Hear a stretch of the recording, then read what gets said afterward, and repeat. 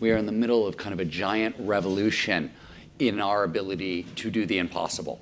And it's a strange revolution. It is extremely counterintuitive. It's overturning a lot of conventional wisdom about high performance. And it's going to be the subject of what I talk about today. And it's sort of, this revolution is sitting at the intersection of two smaller revolutions and two overlapping ones. One is a revolution in peak performance that if you've seen my other Google Talks, I talked about then. We're going to cover a little bit of the same ground. And the other is a revolution in what we could call the science of spirituality. And I'm using the term spirituality in the most secular possible definition of the term. And these two things are colliding, and the collision is really, really overturning almost everything we knew about human performance. And as a way of introducing this topic, I thought I'd start where I started.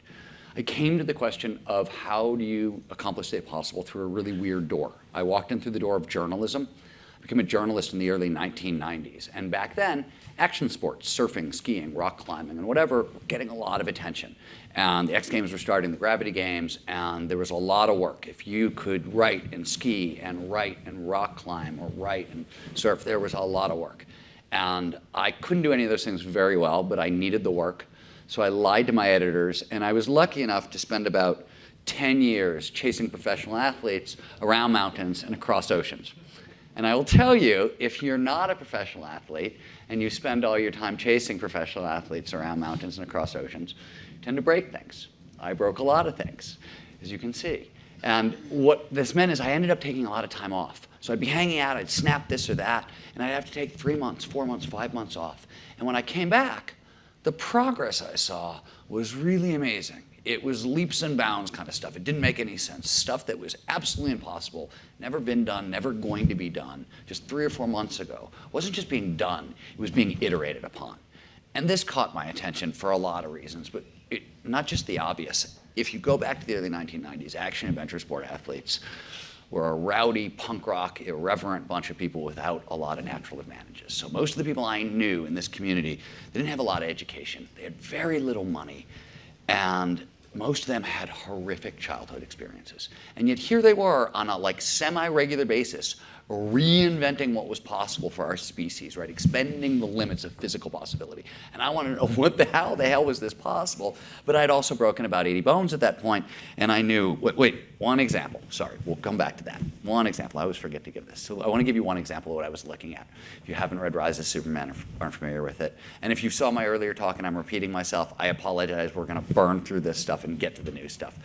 Surfing, 1,000-year-old sport. 480 to 1996, progress is really slow. 25 feet is the biggest wave anybody can surf. Above that, total impossible. There are physics papers written about how you can't paddle into a wave above 25 feet. And as you can see from this slide, today surfers are routinely paddling into waves that are almost 100 feet tall in 20 years. And this was happening all over action sports. So of course, I did want to know what the hell was going on. And I also knew that if I didn't take my question out of action sports and into other domains, I was going to kill myself. And so that's what I did.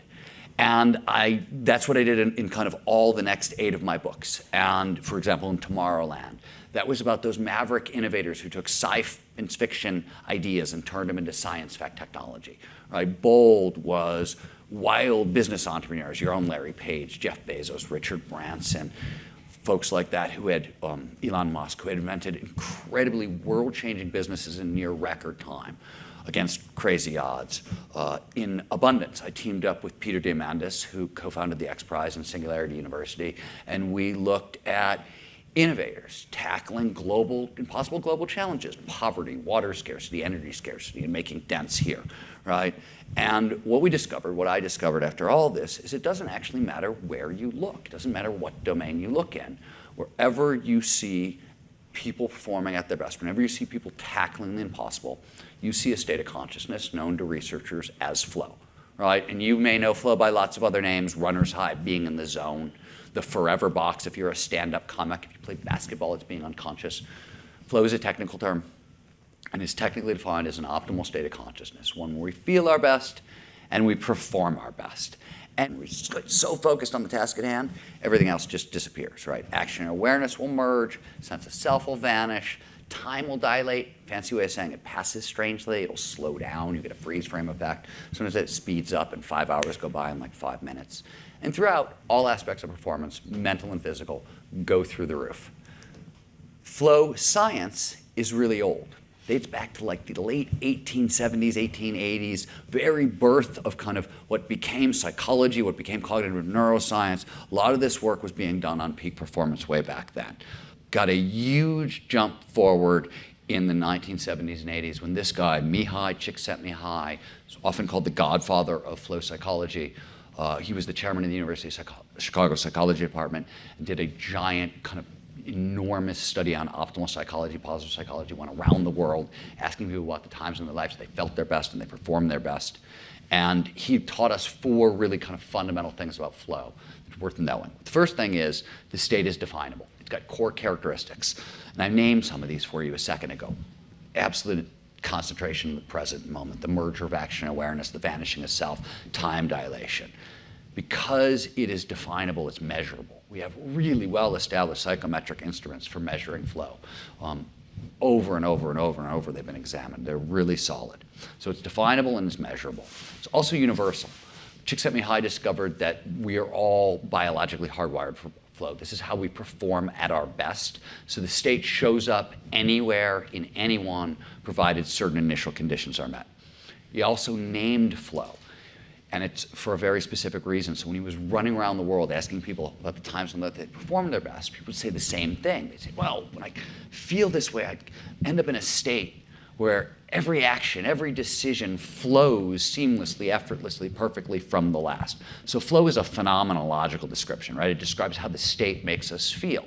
Interestingly, if you look under that phenomenology, you see something really neat. For flow to feel flowy, for every decision or action to proceed seamlessly and fluidly and effortlessly from the last, you're looking at high-speed, near-perfect decision-making, right? And near-perfect, I need to emphasize, not perfect decision-making at all. That's a fallacy. Scott Schmidt, who one of the early extreme skiers, had a great phrase. Flow used to make me feel like Superman up until the moment I'm not. And key important safety tip when it comes to this stuff. The last thing he discovered is that flow is fundamental. It is fundamental to well-being, to meaning, to overall life satisfaction. When you do studies of overall life satisfaction and meaning and well-being, people who have the most flow in their lives are the people who score off the charts. And this is another extremely well-established finding. In the next question that people kind of turn their attention to after Csikszentmihalyi's foundational work is, okay, this is optimal performance. How optimal? What the hell are we talking about? The answer is pretty optimal. In sports and athletics, we now know that flow pretty much is at the heart of any gold medal athletic championship that's ever been won. Significant progress in in science and technology. I said earlier I studied paradigm shifting breakthroughs. Whenever you tend to see paradigm shifting breakthroughs in science and technology, you tend to see flow. Same thing with massive progress in the arts. In business, we have some really compelling data. McKinsey took a look at flow and the peak performance, and they found that after a long study, that top executives report being 5 times more productive in flow. That's 500% more productive. Right? That means you go to work on Monday, spend Monday in a flow state, you take Tuesday through Friday off and get the same amount done. Right? 2 days a week in flow, and you're 1,000% more productive than the competition. If what you've heard on Flow Research Collective Radio has been helpful, please consider doing us a solid and leaving us a review on Apple Podcasts, Spotify, or wherever you are listening to this. Reviews help us connect to a wider audience so we can get these peak performance principles out to more people.